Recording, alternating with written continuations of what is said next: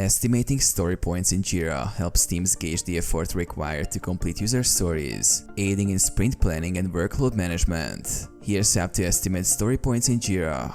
Log into Jira. Access your Jira account with appropriate permissions to edit issues.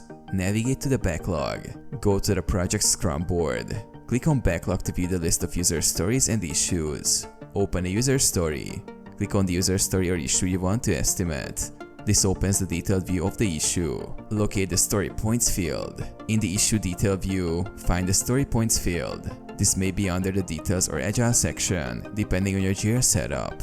Estimate story points. Click on the story points field and enter an estimate. Story points typically represent the complexity, effort, or time required for the task, often based on team consensus or historical data. Save the estimate. After entering the estimate, click Update or Save to apply the changes to the issue.